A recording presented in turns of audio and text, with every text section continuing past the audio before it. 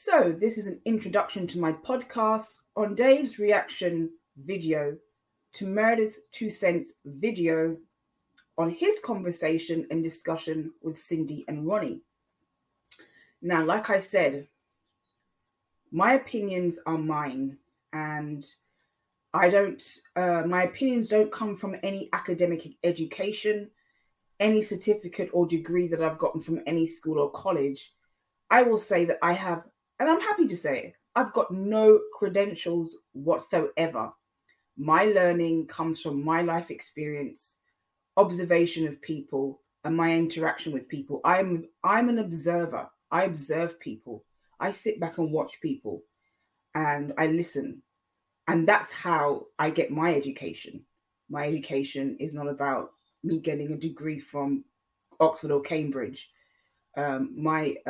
My education and my opinions come from my logic and my common sense. I don't need to have a certificate to know how to make a boiled egg, So, and I know that my opinions might be different from yours, and that's absolutely fine.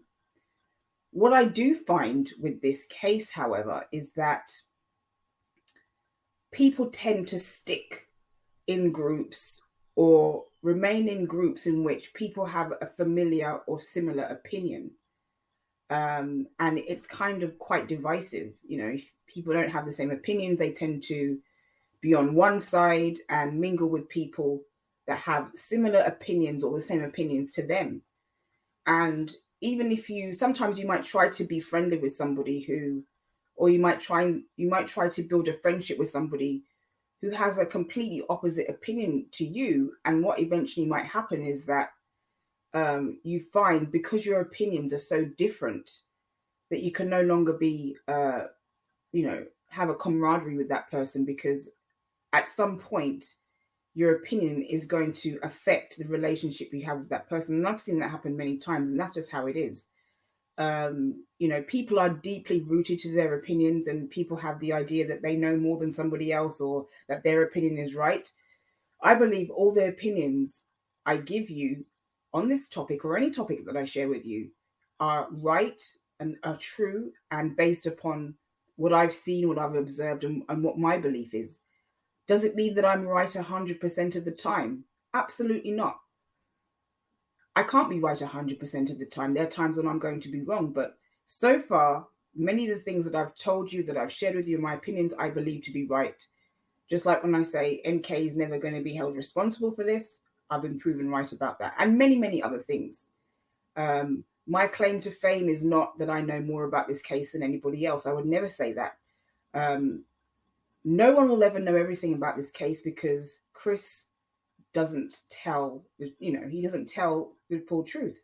So we will never know exactly the sequence of what happened, or who went first, or, how he planned everything. We will never know, because he's told like several different versions of what happened. So no one person can know everything about this case. Mensa claims to know more than everybody else, and she claims to know this case more than everybody else, but that's impossible. I mean, there's always going to be areas about this case that we don't know. And, I'm not pretending that I know everything. That's all I wanted to share with you about this before this podcast actually starts. So Meredith's 2 Cents, I've been wanting to make a video on Meredith's 2 Cents for a long time, and it was about a comment that she made about Meghan Markle. I didn't get around to it, so now this is my opportunity to say something about that. However, it's not going to be so much about that, because Meredith's 2 Cents made a video responding to Dave's interview with Cindy and Ronnie. And, Dave made a reaction video to what Meredith said about his interview or discussion or conversation with Cindy and Ronnie. And let's just say he gave Meredith a very sound, put it this way, he did what Justin tried to do to me, which didn't work, at the end of the day, he really, really did go at Meredith. And it'll be interesting to see her response But there is something, as much as I dislike Meredith's content, and I do dislike her content. And let me just say, I've made many videos of Dave, and some of the past videos that I made of Dave are getting some renewed views for some strange reason, maybe because of the latest that he's been putting on his channel. And people are saying to me, why hasn't Dave ever gone after me? I don't know. Dave has never really been particularly harsh or towards me at all, and I can't explain that. He said a few things, but I would expect him to have said a few things, considering that I've made highly critical videos of him. But it's very difficult to intimidate me. I'm just too strong a personality, too strong a character. Justin tried to do that with me because I stopped speaking to him, I stopped responding to his comments, and he tried to kind of put me on display, on blast. But it never worked for him, because I have too much of a strong personality for anyone to do that to me, and for me not to respond appropriately. So he gave Meredith's 2 cents, a piece of his mind. And let me just say, although I do not like her content for the most part, I do find Meredith to be engaging. She knows how to entertain an audience with just her. She doesn't really do a lot of collaborations. She doesn't use additional props. She doesn't do much. She's just herself giving you her opinion. And I can admire that aspect of what she does. I think she is honest to a point, even if that means raising eyebrows for some people. I think she tells what she thinks is the truth. She says what she thinks is true. And I disagree with Meredith on a lot of things. But what I can agree with her on is that there's no way that Shanann is responsible for what happened to her children. Chris did this, and Cindy and Ronnie need to figure out and to understand, it's going on 5 years, that their son is solely responsible, and stop trying to blame imaginary people, imaginary co-workers. He did it. So I agree with Meredith on that point, that Chris is responsible completely. He did it all. And the other thing I agree with her on is that there's no way that Shanann wouldn't have wanted her children to be in her life. Shanann used her children as props.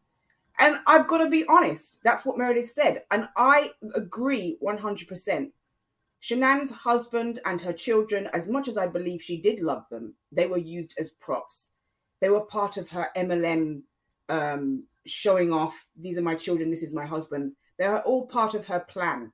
There's no way that she would have wanted her kids not to be around anymore. Shanann used her husband and her children as props.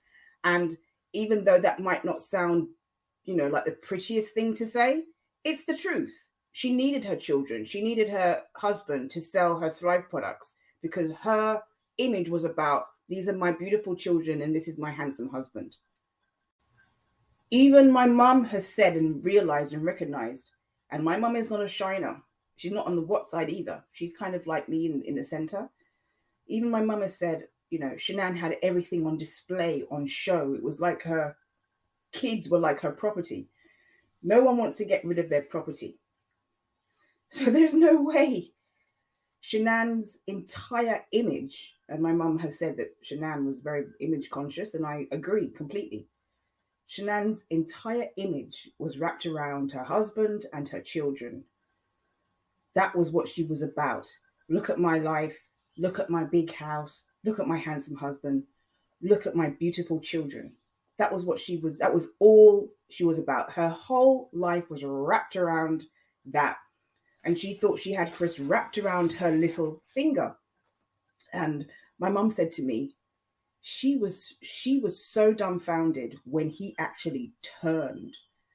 And I'm talking about Chris. Shanann was so dumbfounded when he actually turned. And that's exactly what happened. He had turned, and she thought that she could get him back, and it was too late. There was nothing that she could have done. There was nothing she could have said, nothing she could have done to keep Chris. He had made up his mind a long time ago that he wanted to be with somebody else. Now, as far as Cindy and Ronnie, often quoting what Chris has told them.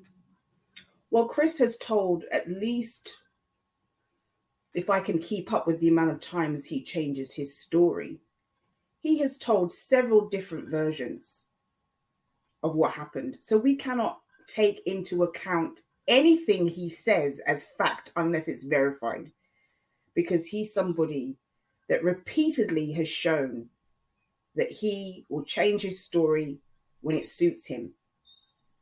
Okay? Not truthful. So we can't take anything that Chris says as true.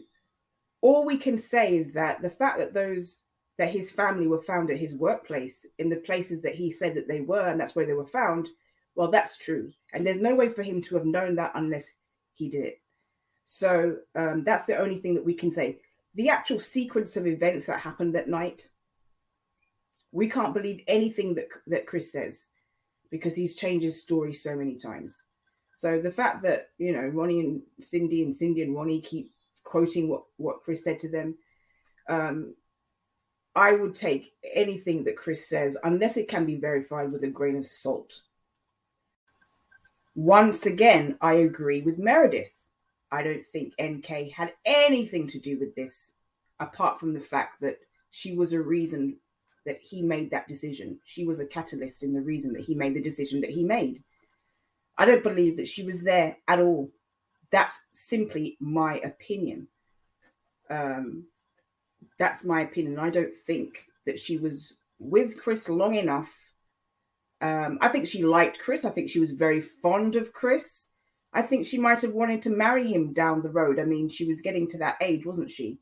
When she might have decided that she wanted to settle down with somebody. And she, her and Chris had a nice little thing going. But, it doesn't mean that the whole family had to disappear for them to be together.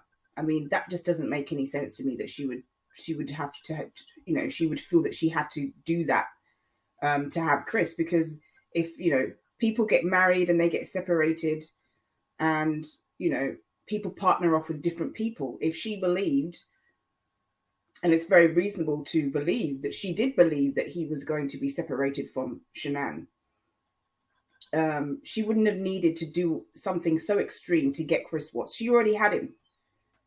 He was already besotted with her. She could see that. He actually admitted that he'd never felt that way about anyone before. She already had him. She didn't need to get, his family didn't need to go for her to get her man. So I don't buy into that theory. And even if I did, even if she was there, doesn't prove anything. Doesn't prove anything in terms of her involvement at all. So to finish this, and I'm not quite sure what it is about Meredith's 2Cents video that got Dave kind of hot under the collar. But, like I said, this is one of these cases that, can cause that kind of thing to happen. I did write a comment on Meredith's community post, and I'm paraphrasing, where I say, of course, Chris did all three. We'll be doing a podcast about Dave's reaction to your video very soon, so stay tuned.